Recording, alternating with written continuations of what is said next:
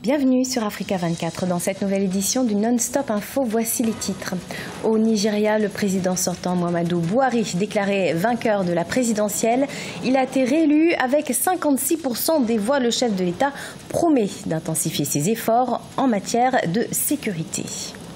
Augmentation des investissements dans les petites et moyennes entreprises en Guinée depuis 2011. 1,2 million de dollars ont été mis à la disposition de 560 micro-entreprises par le gouvernement, un financement qui a généré 2124 emplois. Et puis, ratification de l'accord établissant la zone de libre-échange continentale africaine par le Maroc ne reste à présent qu'une étape à franchir de ratification pour permettre son entrée en vigueur.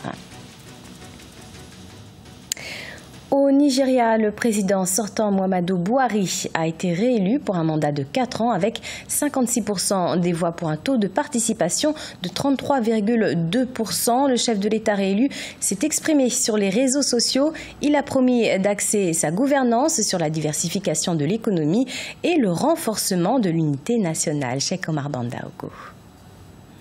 S'il était confiant à sa sortie de son bureau de vote le 23 février, Muhammadu Buhari n'y aurait pas néanmoins qu'une fois réélu. Les 4 années qu'il passera à la tête du Nigeria seront aussi titanesques que celles du premier mandat. Et il l'a exprimé sur son compte Facebook quelques heures après l'annonce de sa réélection. La nouvelle administration intensifiera ses efforts dans le domaine de la sécurité, de la restructuration de l'économie et de la lutte contre la corruption. Nous avons posé la fondation et nous nous sommes engagés à voir les choses jusqu'à la fin.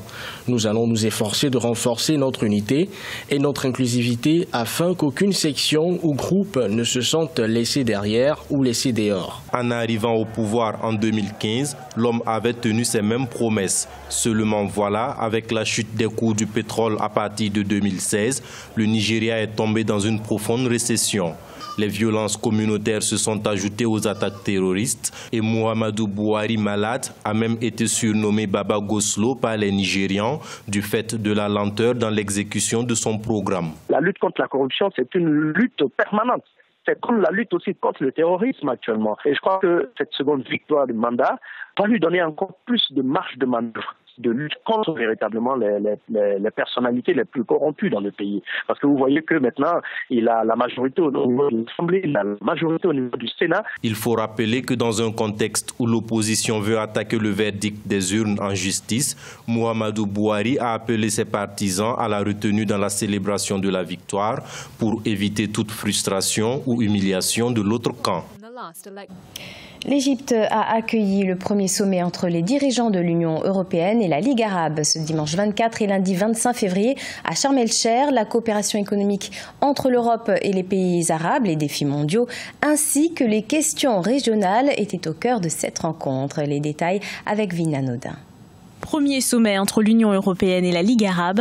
Il s'est déroulé ce 24 et 25 février 2019 en Égypte. Le thème, investir dans la stabilité.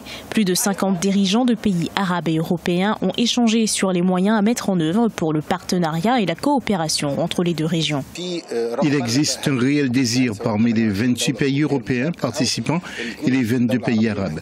Ce désir est de faire de ce sommet un véritable début pour la stabilité et le développement vigoureux de la région arabe avec la coopération avec l'Union européenne.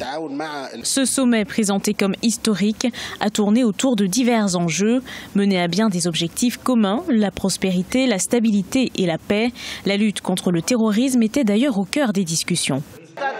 L'enjeu de ce sommet est de réussir à mettre l'accent sur notre partenariat en ce qui concerne les relations économiques, notre travail commun par exemple sur la Palestine et la paix entre Israël et la Palestine et entre Israël et le monde arabe en redynamisant les deux, réussir à adopter une approche commune sur le conflit en Syrie, sur le conflit au Yémen, tenter de mettre pleinement en œuvre l'accord de Stockholm et un travail commun sur la Libye. L'événement a été marqué par un fort investissement de l'Allemagne, représenté par sa chancelière Angela Merkel. Dans leur déclaration finale, l'Union européenne et la Ligue arabe font référence explicite au droit international comme ligne rouge de la question israélo-arabe. Les investissements du gouvernement guinéen dans les PME ont porté leurs fruits selon le ministre de l'Industrie, des petites et moyennes entreprises. Un répertoire a été créé pour plus de 1500 PME dans divers secteurs et plus de 2000 emplois ont été générés. Par ailleurs, 730 femmes et jeunes dirigeants ont également été formés en gestion d'entreprise. Les précisions, Aïssatou Bari.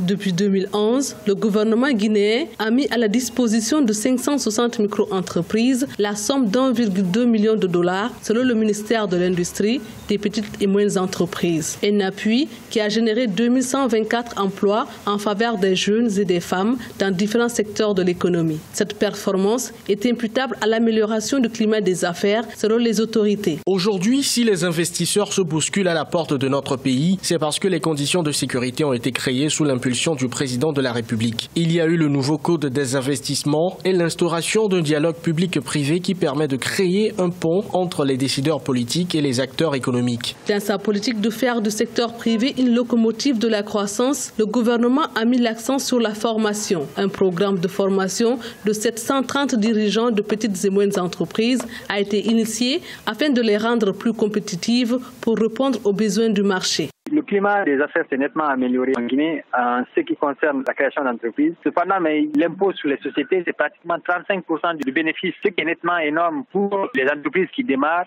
Si les intérêts de toutes les PME étaient garantis, je pense que ça encouragerait encore beaucoup plus de jeunes à se lancer dans l'entrepreneuriat. Dans l'exécution du nouveau code des investissements, le gouvernement prévoit de décaisser 28 milliards de francs guinéens, soit environ 3 millions de dollars, au profit de 279 entreprises. 21 500 emplois en faveur des jeunes et des femmes seront également créés. Le texte établissant la zone de libre-échange continentale africaine a été acté et entériné par le Maroc. Ce marché d'1,2 milliard d'habitants a pour objectif de booster les échanges interafricains de 18% actuellement à 51% à l'horizon 2022. À terme, la ZLECAf deviendra une zone tripartite de libre-échange. Explication, Mariam Adrami.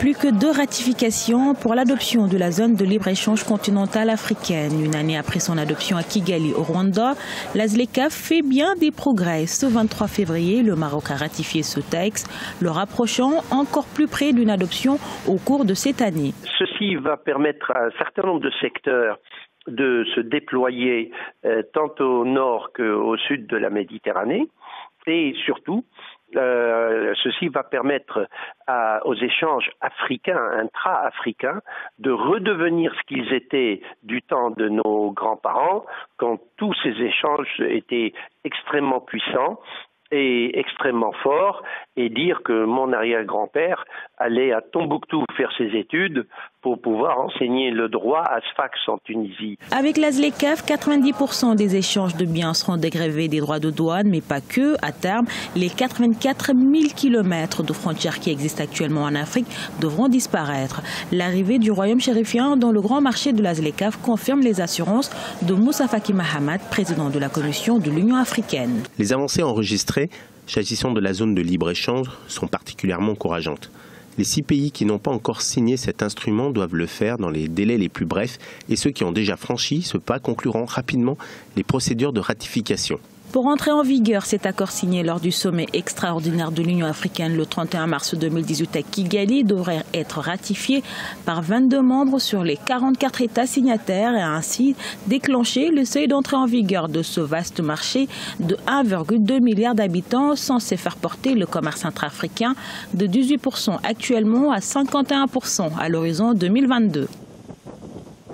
Le FESPACO se poursuit à Ouagadougou, capitale burkinabé. De nombreux films sont projetés en compétition durant ce festival qui fête son 50aire. Ce mardi, c'est la jeune réalisatrice Apolline Traoré qui a présenté son long métrage Desrance, une fiction située pendant la crise post-électorale ivoirienne 2010-2011. Elle retrace le parcours de Francis Desrance, joué par l'acteur haïtien Jimmy Jean-Louis. Ce dernier part à la recherche de sa femme et de son jeune fils dans une Côte d'Ivoire quasi cataclysmique. Reportage en Paul Ouedraogo, notre correspondant au Burkina Faso.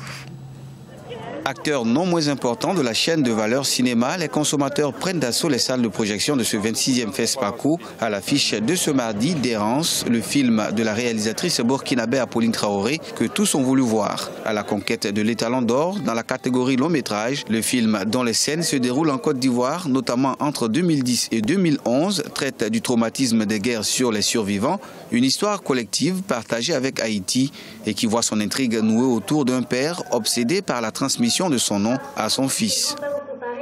Est-ce que le nom est plus important que la valeur ou l'éducation qu'il peut donner à cette fille? À une fille, est-ce que donner son nom à une fille ou à un garçon, c'est aussi différent? Tourné à hauteur de 700 millions de francs CFA, dont 325 de la part de l'État, D'Errance a bénéficié d'un très beau casting et est en compétition au FESPACO aux côtés d'autres films burkinabés. La réalisatrice, visage féminin du cinéma burkinabé, a une filmographie constante ces dernières années. Si on doit faire ce film aujourd'hui, il sera encore valable. Donc ça me touche énormément le fait que Apolline ait pu penser à mon peuple, à mon pays.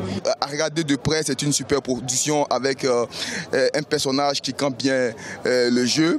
Aujourd'hui, la question des troisièmes mandats se pose, la question des contestations des élections se pose. Donc je pense que c'est un sujet qui titille et qui interpelle les consciences. Apolline Traoré, c'est cette réalisatrice qui s'était déjà révélée en 2017 par son film Frontières. Il avait un rappel été 3 fois récompensé au FESPACO de la même année, prix CEDEAO du meilleur film ouest-africain sur l'intégration, prix Félix Houphouët-Boigny et prix Paul Robson. Ce journal a été préparé par l'ensemble de la rédaction. Merci de nous avoir suivis. Dans quelques instants, une nouvelle édition de l'actualité sur Africa 24.